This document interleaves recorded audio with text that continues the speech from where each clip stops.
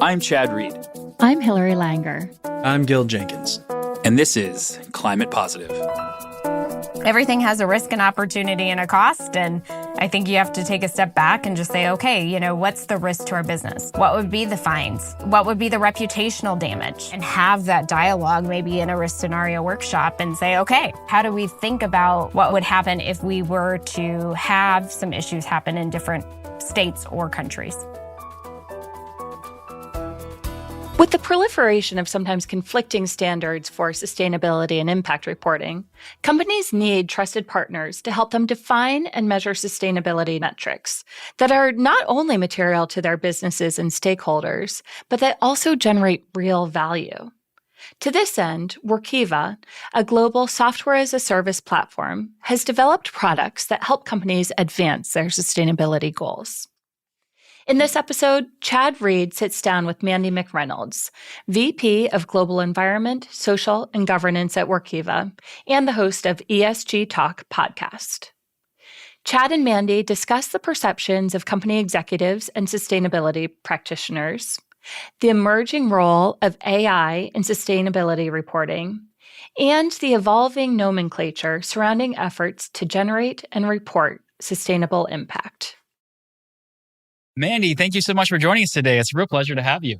So glad to be with you. This is going to be a lot of fun, Chad. Excellent.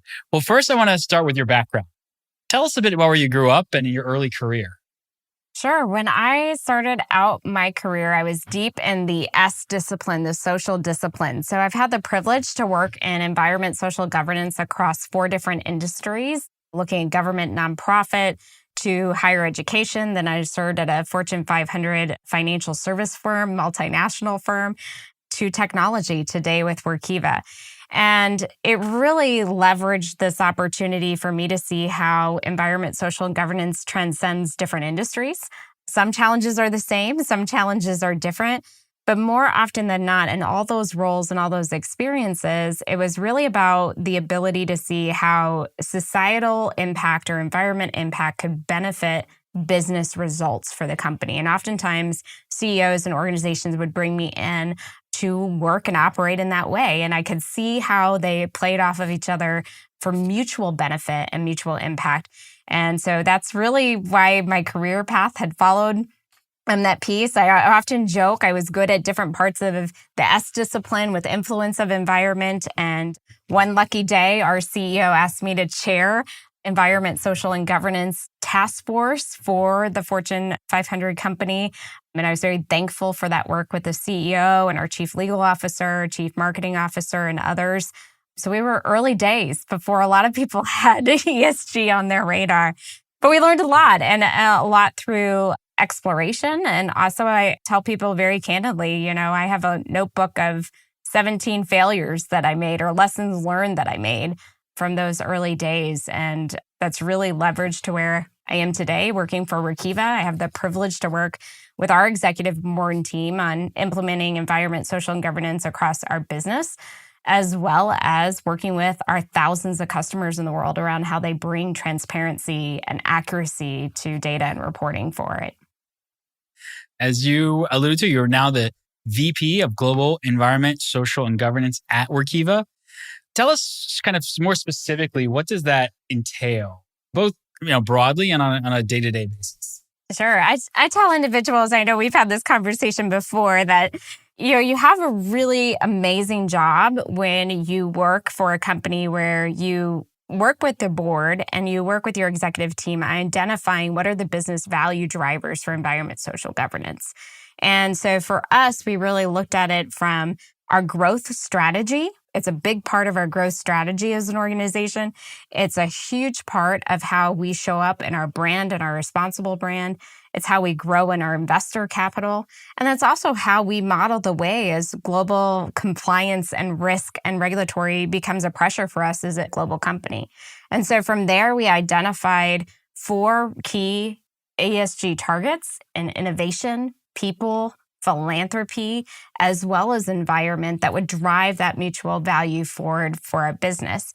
I also get to serve as a subject matter expert. So I'm actually a person in the job who works with the world's smartest engineers and research and development department on how they build ESG reporting product for customers who are global and tackling this complex land that need transparency and accuracy, auditability, data and reporting that have the same financial rigor that you would have for non-financial rigor.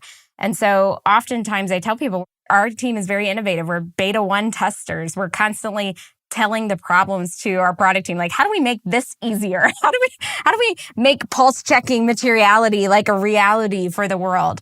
And it's fun to be able to give back to the profession in that way. Absolutely. So it seems as if, value creation is very much tied to Workiva's commitment to ESG and sustainability. Tell us a little bit more about your ESG sustainability related product offerings. You talked a little bit there, but you can tell us a little bit, what exactly are you providing companies that help them demonstrate and generate that value? So our ESG reporting solution really takes things from what I call data all the way to disclosure. So it is the end-to-end platform that puts all your data into one location. So I'll make it down like super simple for individuals. Think about all the places that your data exist. As our own company, it might exist in Concur, which is our purchasing area, our travel area of booking. It might exist in Workday. And so you're able to pull all of that in, and then even more really through our program. It's designed where you can get all your subject matter expertise to pull in their data, have it reviewed, have the process that you need. You're not doing it on email and Slack. I don't know about you, but you can't pass an audit when you're like living through, well, let me go find the Slack that person sent me, the information. So it's really pulling it all together so that it can be audited, assured, and trusted, just as you would your financial data, and ultimately to the reporting platform. So whether you report in an HTML format or you report in a Word document. So the end-to-end platform for data and reporting and disclosure. Got it. So let's turn to the various ESG sustainability reporting regimes. As you know, there are so many. We'll touch on just a few of them and more the discussion how they interplay, right? So obviously there are the voluntary standards at the global level. There's the Global Reporting Initiative or GRI, International Sustainability Standards Board or ISSB, which was recently formed in the last year or so, also recently released its global reporting standards.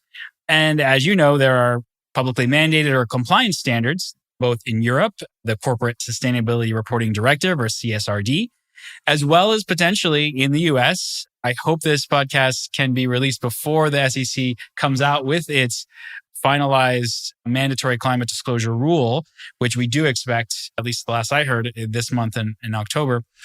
So how should professionals in the ESG space, other executives in the company, think about these, and sometimes overlapping, maybe at times conflicting, reporting regimes and how they're being rolled out and refined? Yeah, I'm an optimist, so I always like to start with hope first than doom. I think one of the things that I really encourage financial professionals and sustainability professionals or risk professionals to think about as you're dealing with this global landscape. Remember the fact that we do tax, right? Tax has global agreement of some kind. It operates differently by country. And guess what? It operates differently by state and federal. So we have in our toolkit the resiliency and the know-how how to operate. But it does take really aligning in what I'm seeing across the board with colleagues, your tech, your talent, and potentially consultants or advisors or teachers to help you in the areas where you need it. So really how people are approaching that landscape is taking those three levers and saying, how do I get ready now for transformation? Because it's already happening. And I was talking to my own team, like we're preparing for all this global and state and federal regulation. And we were laughing. I was like, 2025 is like the Super Bowl, right? Like we all need to be ready for the Super Bowl because that's when a lot of these regulations are going to start to roll. And guess what? Limited assurance is coming in 2026 for a lot of groups. So we have to be ready now. You don't just show up to the Super Bowl in 2025. And we're mapping out what does the next 3 years look like so that our team is fit and ready to meet the demands of regulation that are coming. And that means we may pull the lever of technology. It may mean we've got to invest more in staff. We were talking about cross-functional training, how we level up all these teams together internally. How do we look at them, maybe the lever of a teacher or consultant to come in? So I think the hope is, one, you got, hey, we've done this before, everyone. Let's keep knowing that we have the power to do it again. And two, look at the different levers you have and start getting fit now. Yeah, that's great. But in the US specifically, where it's an interesting climate here around ESG and sustainability, as you know, we're seeing different states issue at times conflicting regulations. Some mandate, as one state recently did, certain climate emissions reporting, others discourage it at best. What would you say to US companies that are navigating this increasingly challenging and complex landscape? Yeah, I also look at the financial service lens that we have long ago, different regulations when it came to investment practices across different states. And again, it's nothing new. So let's take a step back and look at how you can navigate it. The first navigation you can is participate. I'm really proud of our CFO, Jill, and myself. We're really active in how those state policies with other CEOs are coming together, and we're not doing it loud or bold. It's coming together and saying, how can this policy be shaped that we still have some capital market freedom and flexibility per industry? And oh, by the way, if we're going to choose to be different from the federal standard or be different from the international standard, which you may in the states you operate in and the associations you partner in, then let's be really clear what we mean by the definition. Because in absence of definition at the state level, you may end up having more damage done to the capital market of the economy of our state. So how do we do that and move forward? So I really encourage people to participate in the process, make sure that your voice is heard, that you can shine in regulatory areas by ensuring that your team is ready, but that you're participating. The second piece that I would say is it's really important to come back to the business value purpose of your organization. If you're reporting to report transparency for transparency's sake, that was a great line from one of our customers, Cognizant, at an Amplify session. She's like, then you're going to chase everything. But if you come back to what is essential to your business and you engage in the process that way, then there's a lot more understanding of how this is going to impact the capital markets in your organization. So everything has a risk and opportunity and a cost. And I think you have to take a step back and just say, okay, what's the risk to our business? So what would be the fines? Does that outweigh? What would be the reputational damage? Sit down with your cross-functional finance risk sustainability team and have that dialogue, maybe in a risk scenario workshop, and say, okay, how do we think about both from a reputational damage to a financial damage would happen if we were to have some issues happen in different states or countries? Climate Positive is produced by HASI, a leading climate investment firm that actively partners with clients to deploy real assets that facilitate the energy transition. To learn more, please visit hasi.com. Moving a bit to ESG practitioners and the executives that they work for, you recently conducted your second annual ESG practitioner survey, and you polled over 900 professionals in the field globally, across North America, Europe, Asia. Why does Workiva first conduct this annual survey? And then what are the key takeaways that you got from it? Yeah, I am so proud of the team, that they do this, because this is such a rich data set that is missing and was missing in the market several years ago. Because you would have all these random surveys. And everybody was like, okay, is that person a student? Are they interested in ESG? Like, who takes these surveys? And we realized that there wasn't a dedicated survey for people like you and myself who are true practitioners in the field. And you could live in finance. You could live in sustainability. You could live in different parts of the business. But is 50% or more of your job dedicated to ESG strategy and reporting? And that's what made this survey so unique, as well as the depth of what you just talked about, the industry markets and the global market, to help compare and contrast what we can learn from this evolving field. The first survey showed us that actually most people say, how long has ESG reporting been around? People are like, Europe, they've been doing it for over a decade. Didn't matter. Actually, wherever you were in the world, most companies said they were on a 3-year or less journey with environment, social governance. And so they almost brought comfort to the field that like, hey, you're not alone. Now, interesting enough, fast forward 1 year, what are some things that we saw that have changed? Number one, it's getting complex. You already kind of addressed that. 74% of our respondents expected to be required to comply with 2 or more global regulations. So think about it, 2 or more global regulations. So to think that most of us in the industry are only going to have to comply to 1, that's really not the reality of the global landscape, whether you're in the US or whether you're in APEC or Europe. This one I think you would find interesting. You and I were just talking earlier about CFO and CEO engagement. There's a disconnect between executives and the managers doing the work around rigor. And I thought that part was one of the more surprising statistics. 62% of executives strongly agree that their company applies the same due diligence to ESG reporting as they do to financial reporting. But the managers say half that, almost half that, 32% say it's the same rigor.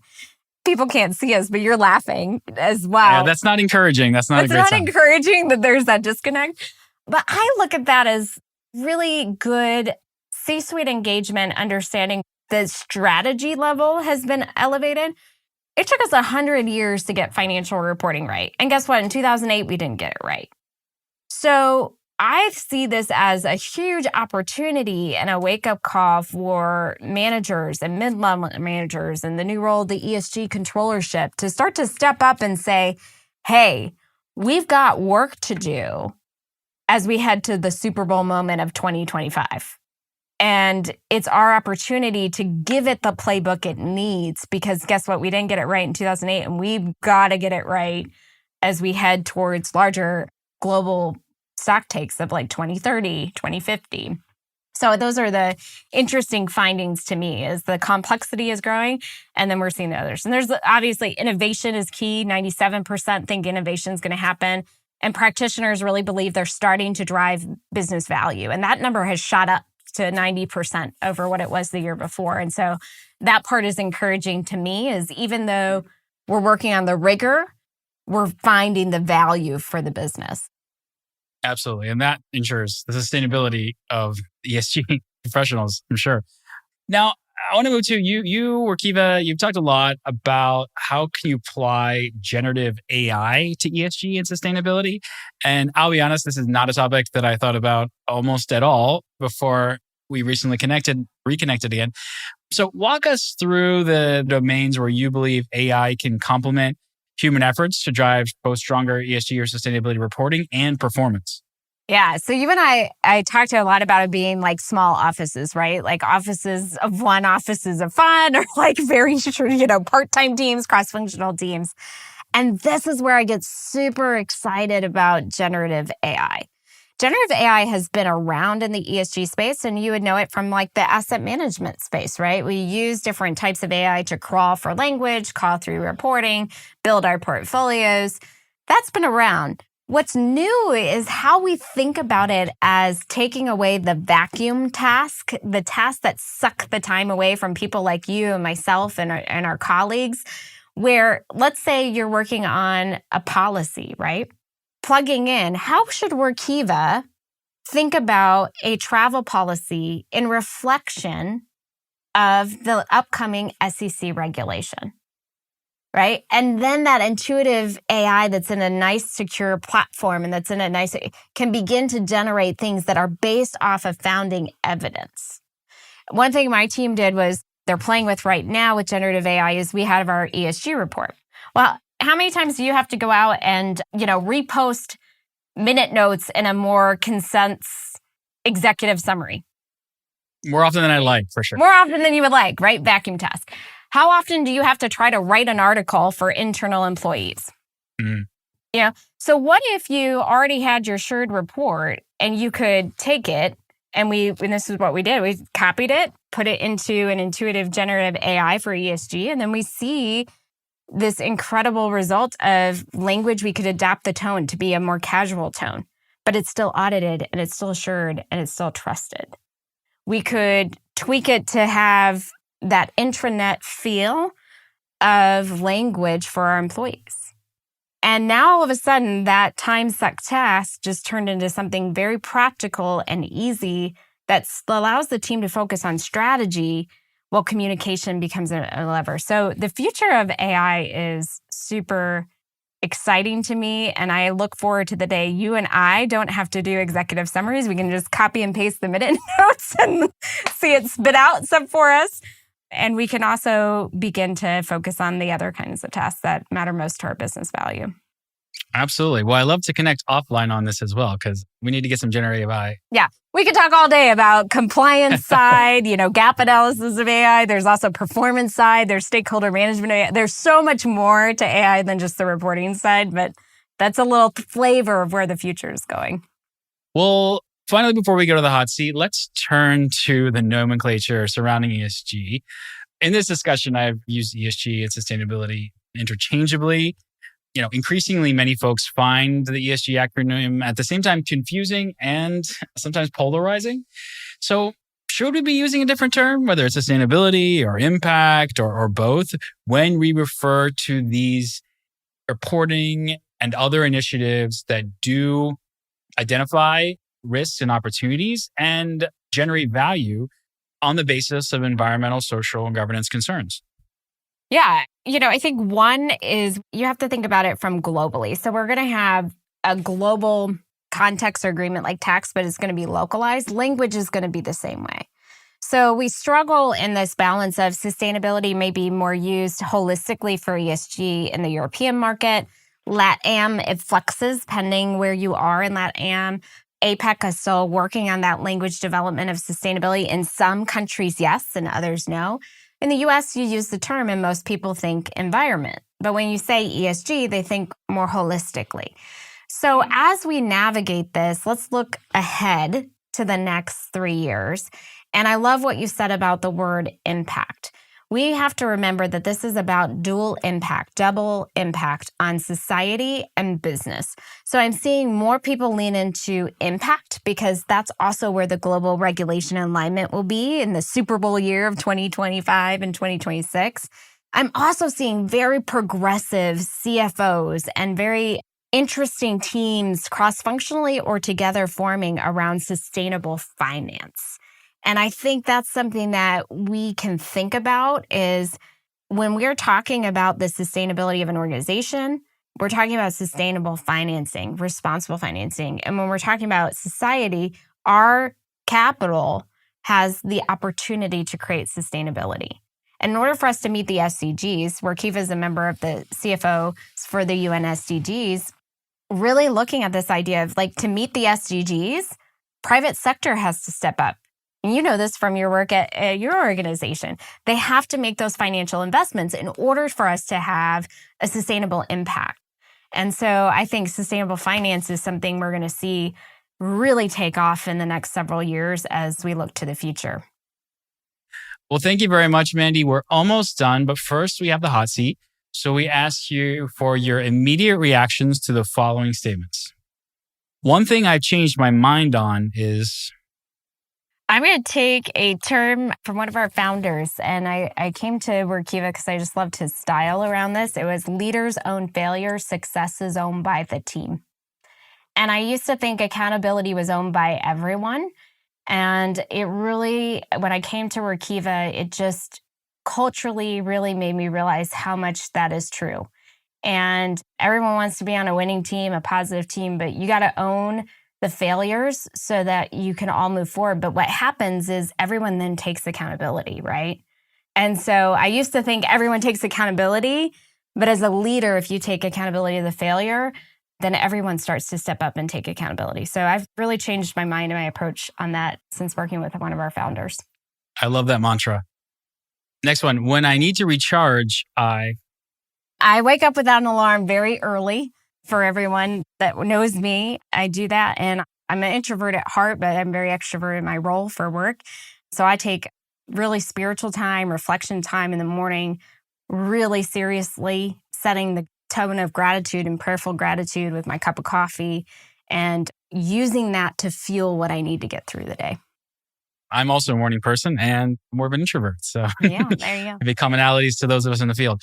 You produce a weekly podcast, ESG Talk, which is very good. In addition to all your other responsibilities that we've talked about a bit earlier. So what is the key ingredient to your productivity is?